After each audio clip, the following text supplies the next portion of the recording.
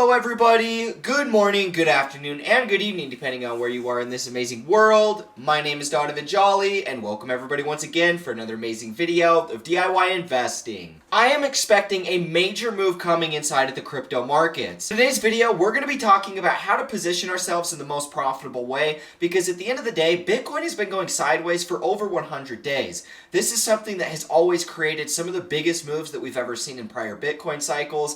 And so talking about it today, we're going to be mapping out how to position ourselves to make the most money, what's going to end up taking place, which direction is the market going to go, and what is going to be the best strategy for capturing all of that profit when the market does move. So with that being said, we got a lot of really informative stuff that's going to make us all a lot of profit. So without further ado, let's jump right into it today.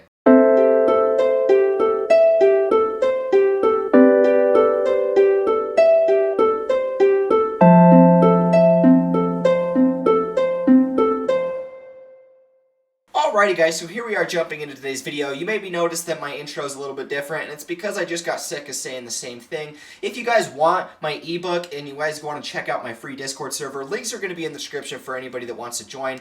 I don't need to say it in the intro, I'll just give you guys the quick scoop there. So with that being said guys, there's some really cool things that I want to talk to you guys about inside of the Bitcoin chart. There's some really important updates that we need to talk about, and it's ultimately giving me the conclusion that a very big move is ultimately going to be coming one way or another. We're going to talk about both the bullish scenario and the bearish scenario and really give you guys the best map so that we can go about making the most profit and know exactly what is going to be taking place, especially as we're getting closer towards the end of this year. Now, one of the big things that I noticed today, and we're going to go to a daily time frame and look at this.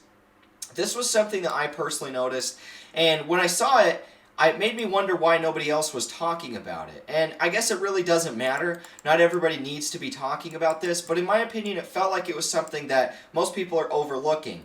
Now, this is just our descending resistance inside of Bitcoin. This has been our entire bearish trend since we peaked here November in 2021. Now, every single lower high and lower low, we've met resistance at this level here. We can see we rejected off of this level twice. And then most recently, our last attempt at rejecting off of this was when we rallied back up here at the very end of September. And if you guys remember that, that was originally after we corrected back down to 17,500, should say 18,000. We didn't go all the way to our range lows here, but then we came back up, and this was the first time that we had retested this descending resistance since all the way back up here in April. And so after we hit this, we rejected, we sold back down. Technically, we made a lower low past this one here. It wasn't much though, it was mainly just us sweeping back down at those support lows. And now, as we've trended sideways for the better part of a month, you guys notice that we're actually outside of this descending resistance. And in my opinion, this is something that is very, very important. Because we can draw this a couple different ways. The way I personally draw these is if I'm analyzing something, I'm either going to be analyzing candle bodies to candle bodies, or wicks to wicks. In this case, I'm analyzing the full picture, so we're looking at wicks to wicks to wicks all the way through. And as we can see here, we're at the point now where the candle bodies have temporarily gotten outside of this. Now, there's not any confirmation by any means. One thing that can happen, whenever you're at the very end of a trend that's about to make a big move, this can be simple to the move that we saw here, or basically where we're at right now. The same principles can apply. Whenever you're at the point of a big move happening, generally speaking, the market will kind of stagnate for a little bit, the volatility will die out, and then the move will pretty much happen one way or another. Now keep in mind, the fact that we're getting outside of this descending resistance after a bearish trend, that would be a bearish trend reversal, right, into a new bull trend. We've been in this bear trend. Now that we're outside the descending resistance, generally we would expect to see the market resolve in the direction in which that it's breaking. So we've been down, we would expect that that trend would shift into an uptrend. Keep in mind, guys, that it's not always guaranteed. If we're going to experience a downside move, then now is the time that we're going to have it. Because keep in mind, guys, that we're getting right here close to November. November, historically, based off of our 4-year cycle low, that's where our next 4-year cycle low is supposed to be, sometime in our November timeframes. And so if there's going to be one final sell-off, it's going to most likely occur sometime in November or December, one of those 2 months. That would be my guess. And so now that we're getting outside of this descending resistance, in my opinion, there's going to be 1 or 2 different scenarios that play out, but it's going to be a big move either way. Now, scenario 1 is that we're actually able to get outside of this bearish trend. This was a long-term consolidation, kind of a double bottom formation. And if that's the case, if the bulls can break out, they can hold support here, and we can actually get back above this level here at about 25K. If we get back above this, we'd probably rally all the way back up to about 32,000 if that was the case. We'd pull back, and then we'd bounce off of this. As long as we retested this level, this would be a confirmed double bottom formation. So what we're looking for as far as a bullish scenario would be something along the lines of this. Really just a higher high and the first beginning of our new bull trend. Keep in mind that if we flip this 25K level, we could run all the way up here closer to about 40,000. And then we would expect to see some type of a pullback. Either way, I would expect us to come back down and retest pretty close to this previous high at 25K. But most likely, if we got to move to 40K, I would expect that we were going to hold support above our 28 to 29K support level, right? So we really have two scenarios. Scenario A is that we run up to about 30K and pull back to 25. Scenario B is we make a bigger bull impulse all the way up to 40K and then end up retesting about 28 to 29,000. Those are really the two bullish scenarios that I foresee inside of the market right now. But keep in mind, guys, that it's not confirmation. I wouldn't say that we have any true confirmation inside of the market until a strong, convincing move has been made. Because here's the thing, guys. If this ends up just being a bearish consolidation, keep in mind that it's going to end up being twice the length of time as some of our most recent ones. So keep in mind, this was a bullish consolidation, but this one was about 62 days, and it led to this move. Once our bear market started, we've only had really a couple of these accumulations, but I would probably draw from here to here. This one was about 66 days from the bottom until the top, from where we began the next downward impulse. And then if we're looking at the one that we're in today, you're looking so far at about 121 days. And so that's why I say that a big move is going to be coming, because so far it's double the size of our last consolidation, and our last consolidation produced this massive sell-off here, right? And this was a bullish impulse that created this large of a move here. I would definitely say this move and this move are about the same size. Bearish impulses are always going to look a little bit smaller on a log scale because Bitcoin does so much of an ROI in the bold moves. But regardless, on a regular chart, on a linear scale, we can see that these moves are about the same. And that was off of just about a 60.5 day correction, right? Couple months worth of consolidation, it created this move. Couple months consolidation, created this move. Now we're at 121 days that we've just been going pretty much sideways inside of this range. The question for all of us is this going to be a bullish break or a bearish break? And at the end of the day, I really don't know. One of the things that I've been pointing at for you guys to be paying attention for is that whenever we look at the Bitcoin market cap, or really just the total market cap in general, but really Bitcoin's total market cap as well. Bitcoin's total market cap is retesting a previous all-time high. This is the first time that we've ever seen Bitcoin or any of the total altcoin market cap or anything like that retest a previous all-time high of the last cycle. I think that that should hold a lot more significance than people are actually giving it. And so for me, I believe that that gives it more credibility that the bottom could be in, and this could be somewhat of a bullish consolidation. Now, I will say that the majority of people that I see are bearish, are expecting one more final low. It shouldn't matter whether we're looking at the total altcoin market cap or what. What we should be focusing on is the fact that we've had a lengthy consolidation and we are at the point of apex where we're going to experience either a breakdown or a break up. We're either going to see a breakout or this market's going to tank for one more new low. And so at the end of the day, all we can do is simply prepare for either scenario. And so now that we've talked about the fact that there's going to be a large move coming, now let's actually get into the 4-year cycles and talking about how this bottom would differentiate between prior bottoms and last bear markets. Now, the way a 4-year cycle works and has worked, the bottom of our bear markets have been a point of capitulation, right? So capitulation is when we have, let's go look at right here. So right here.